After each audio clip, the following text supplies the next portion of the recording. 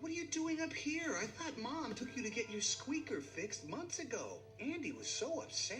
Nah, she just told him that to calm him down, and then put me on the shelf. Well, why didn't you yell for help? Well, I tried squeaking, but I'm still broken. No one could hear me. Besides, the dust aggravates my condition.